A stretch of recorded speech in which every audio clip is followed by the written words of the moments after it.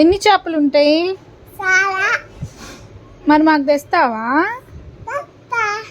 అక్కకి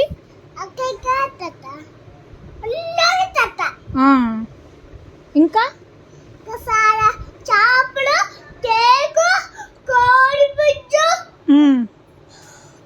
బొమ్మలు, ప్లాస్టికులు, బొమ్మలు, చాక్లెట్లు.